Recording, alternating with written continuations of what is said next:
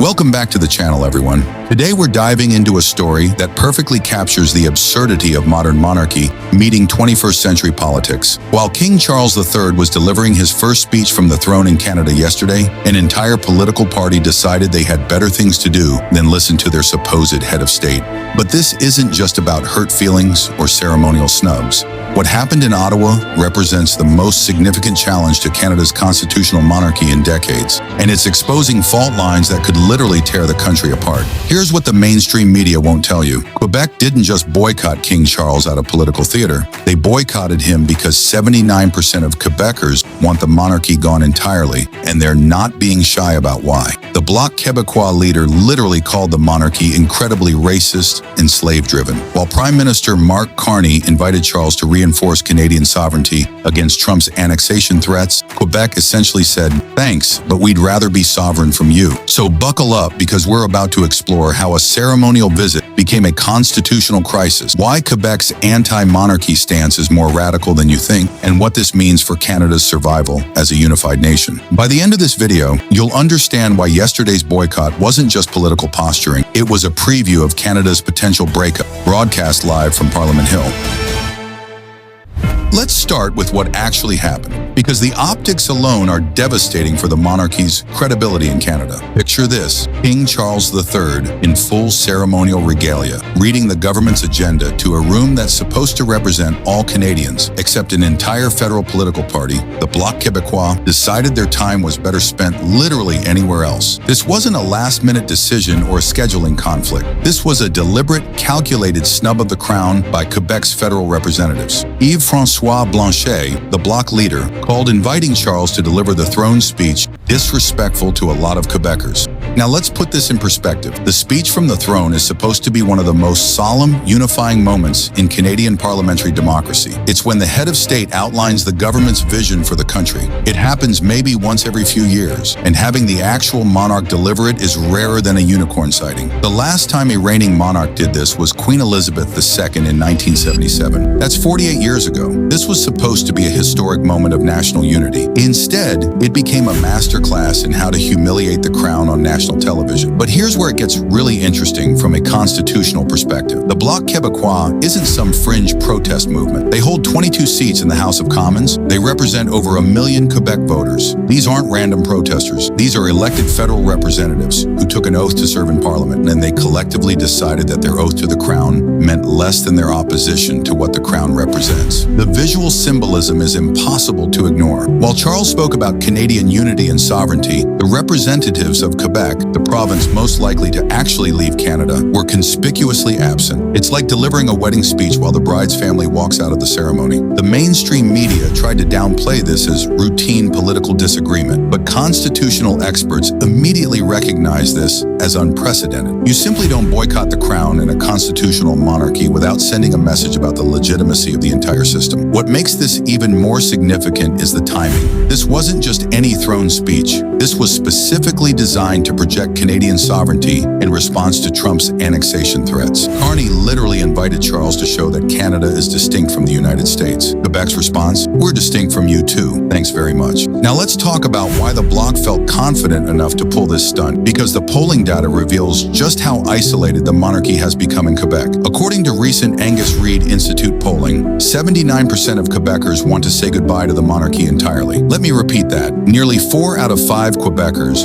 want King Charles gone as their head of state. But it gets worse for monarchists. Only 14% of Quebecers support the monarchy's long-term survival. 14%. That's not a political minority. That's a statistical noise. Compare this to the rest of Canada, where anti-monarchy sentiment ranges from 42% in Ontario to 59% in other regions. Quebec isn't just more Republican than the rest of Canada. They're in a completely different universe when it comes to royal loyalty. Here's what's particularly damning. These numbers have been getting worse, not better over time. The death of Queen Elizabeth II didn't create a surge of monarchist sentiment in Quebec. If anything, it accelerated the decline. And this isn't just about Charles personally, though his approval ratings in Quebec are absolutely terrible. This is about fundamental rejection of the entire concept of hereditary monarchy in a democratic society. But here's the part that should terrify Canadian federalists. These anti-monarchy numbers align almost perfectly with Quebec's sovereignty sentiment. The same people who want to dump the king also want want to dump Canada. The Bloc Québécois has been very smart about this connection. They're not just saying we don't like Charles, they're saying we don't accept the legitimacy of any foreign monarch as our head of state, and that extends to our relationship with Canada itself. This creates a constitutional catch-22 for Canadian federalists. They can't abandon the monarchy without potentially encouraging Quebec separatism, but they can't maintain the monarchy without alienating Quebec even further. The polling also reveals another uncomfortable truth. Younger Quebecers are even more hostile to the monarchy than older generations. Among Quebecers under 35, monarchist sentiment is essentially non-existent. This isn't a trend that's going to reverse itself through natural generational change. If anything, the monarchy's position in Quebec is going to get worse over time. Quebec's radical anti-monarchy agenda. Now, let's examine exactly what Quebec separatists are saying about the monarchy, because their rhetoric has become significantly more aggressive in recent years. Yves-François Blanchet didn't just politely decline to attend the throne speech. He called the monarchy incredibly racist and slave-driven. These aren't subtle diplomatic disagreements. These are fundamental attacks on the legitimacy of the institution itself. The Bloc Québécois has officially adopted abolition of the monarchy as a core party position. This isn't a side issue or a symbolic gesture. It's central to their political identity and their vision for Quebec's future. But their anti-monarchy position goes deeper than just institutional opposition. They frame it in terms of colonial liberation and democratic legitimacy. From their perspective, the monarchy represents English-Canadian dominance over French-Canadian culture and identity. This narrative is particularly powerful because it connects historical grievances with contemporary political realities. The conquest of New France in 1760, the suppression of French language rights, the October Crisis, all of these are woven into a story where the Crown represents ongoing colonial oppression. What makes this especially significant is how the Bloc has successfully connected anti-monarchy sentiment with broader Quebec nationalism. They're not just saying we don't want a king. They're saying we reject the entire constitutional framework that makes us subjects rather than citizens. The oath of allegiance issue is particularly contentious. Every member of parliament, including Bloc MPs, must swear an oath to the Crown before taking their seats. Blanchet has called these oaths meaningless and said his MPs are forced to swear allegiance to a conquering empire. This creates a fascinating constitutional paradox. Quebec separatists are using the democratic institutions created by the Crown to advocate for the Crown's abolition. They're working within the system to destroy the system. The Bloc has also been very strategic about timing their anti-monarchy campaigns. They introduced a motion to sever ties with the monarchy immediately after Charles became king, framing it as an opportunity for Canada to modernize its institutions. Their argument is compelling from a purely logical standpoint. Why should a modern democracy in 2025 have a hereditary monarch from another country as its head of state? It's a question that's becoming harder for Canadian federalists to answer convincingly. What's particularly clever about the Bloc's approach is how they've made opposition to the monarchy seem like common sense rather than radical separatism. They're not just appealing to Quebec nationalists, they're appealing to anyone who thinks hereditary monarchy is fundamentally incompatible with democratic values. The constitutional crisis.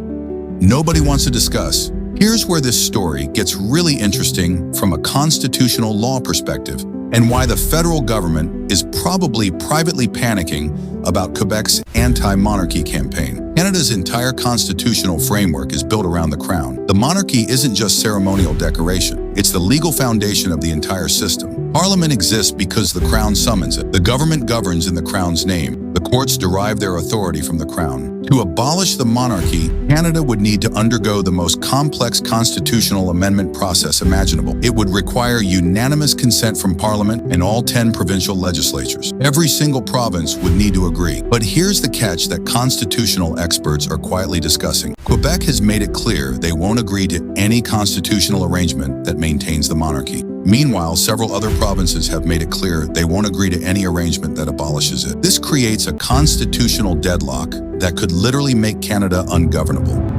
If Quebec refuses to participate in monarchy-related ceremonies and other provinces insist on maintaining them, the throne speech boycott was just a preview of this larger problem. What happens when Quebec refuses to participate in the next royal visit? What happens when they start ignoring federal ceremonies that invoke the Crown? More fundamentally, What happens when a significant portion of the country simply stops recognizing the legitimacy of the constitutional framework itself? The federal government is trying to pretend this isn't a crisis, but constitutional scholars are increasingly worried about the precedent being set. If one province can effectively opt out of constitutional monarchy, what stops them from opting out of other federal institutions? There's also the international dimension to consider. Canada's constitutional monarchy is part of its Commonwealth membership and its relationship with Britain. If Quebec's anti-monarchy campaign succeeds, it could fundamentally alter Canada's international relationships. But perhaps most significantly, the monarchy question is becoming a proxy for deeper questions about Canadian unity. The same demographic and regional divisions that oppose the monarchy also tend to support more provincial autonomy, more Quebec independence, and less federal authority. This isn't really about whether Charles should be king. This is about whether Canada can survive as a unified country when its constituent parts have fundamentally different visions of what the country should be. The constitutional amendment process was designed to prevent radical changes without broad consensus. But what happens when the status quo becomes impossible to maintain because different regions refuse to participate in it? Quebec's boycott of the throne speech revealed that this constitutional crisis is already underway. The question isn't whether it will happen. The question is how it will be resolved. The separatist strategy behind the boycott. Now let's analyze the brilliant political strategy behind Quebec's anti-monarchy campaign, because this isn't just emotional opposition. This is calculated political warfare. The Bloc Québécois has figured out something that Canadian Federalists don't want to acknowledge. Attacking the monarchy is a perfect wedge issue that advances Quebec's separatism without explicitly advocating for independence. Here's how the strategy works. By framing opposition to the monarchy as defending democratic values rather than promoting separatism, the Bloc can appeal to a much broader coalition than traditional independence advocates. Polling shows that even Federalist Quebecers are uncomfortable with hereditary monarchy. By leading the anti-monarchy charge, the Bloc positions itself as defending Quebec values against an outdated colonial institution rather than trying to break up the country. This allows them to build a coalition that includes soft nationalists, Republicans who aren't necessarily separatists, and younger voters who find the whole concept of monarchy ridiculous. It's political genius. The timing of their campaigns has been particularly strategic. They launched their most aggressive anti-monarchy rhetoric immediately after Charles became king, when monarchist sentiment was at its lowest. They're capitalizing on the natural transition period to push for more radical changes. The boycott of the throne speech was the perfect culmination of this strategy. By refusing to participate, they forced national media coverage that highlighted Quebec's fundamental opposition to the crown. They didn't have to make separatist arguments. They just had to show up or not show up and let the symbolism speak for itself. What's particularly clever is how they've connected anti-monarchy sentiment to broader democratic arguments. They're not just saying, we don't want a British king. They're saying no modern democracy should have hereditary monarchy. This appeals to progressive voters across Canada, not just Quebec separatists. The Bloc has also been strategic about international comparisons. They point to countries like Ireland and South Africa that successfully transitioned from constitutional monarchy to republic status. This makes their position seem pragmatic rather than radical. Their rhetoric about the monarchy being racist and slave-driven is also carefully calculated. These aren't random insults.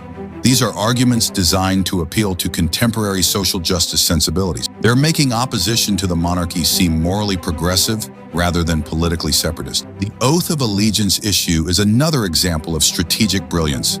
By highlighting how Quebec MPs are forced to swear loyalty to a foreign monarch, they create a narrative where Quebec is the victim of an imposed colonial system. This victimization narrative is central to Quebec's separatist strategy. They need to convince Quebecers that they're being oppressed or marginalized within Canada.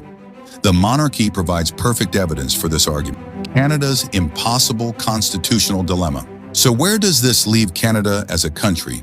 Because the monarchy crisis Quebec has created doesn't have any easy solutions, and every potential response creates new problems. Option 1. Canada could try to abolish the monarchy to appease Quebec, but this would require unanimous provincial consent, which is essentially impossible.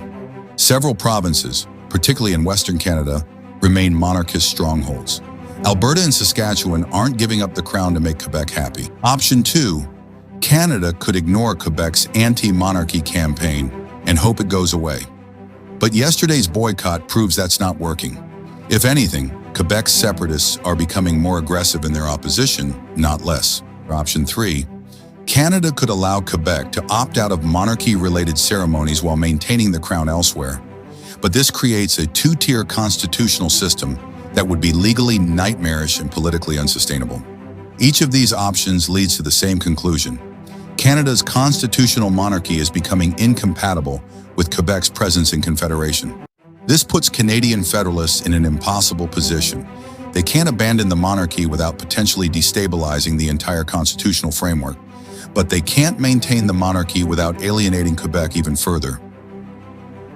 The international implications are also significant. Canada's Commonwealth membership, its relationship with Britain, and its distinct identity from the United States are all tied to constitutional monarchy. Abandoning the crown would fundamentally alter Canada's place in the world. But perhaps most critically, this crisis reveals how fragile Canadian unity really is.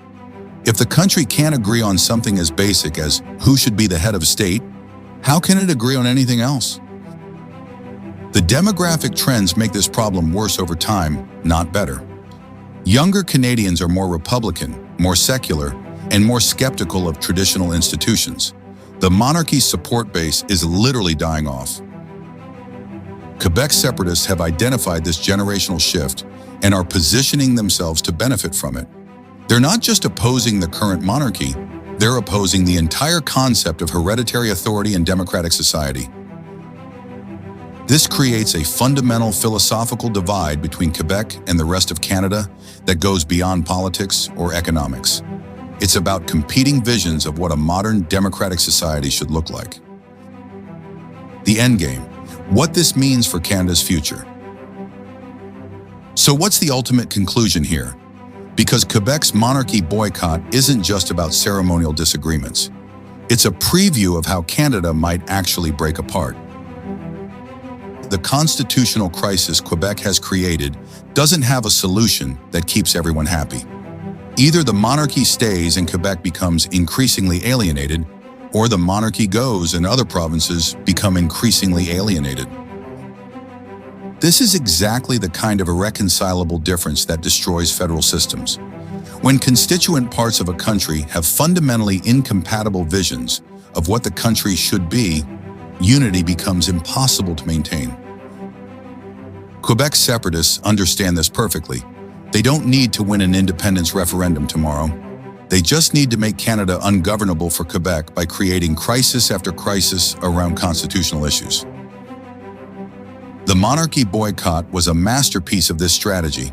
It forced the rest of Canada to choose between appeasing Quebec or maintaining traditional institutions. Either choice weakens Canadian unity. What we witnessed yesterday wasn't just political theater. It was a constitutional crisis disguised as a ceremonial snub, and it's only going to get worse from here. The next time there's a major royal event, a coronation, a jubilee, a state visit, Quebec will be watching to see if the rest of Canada has learned anything from this crisis.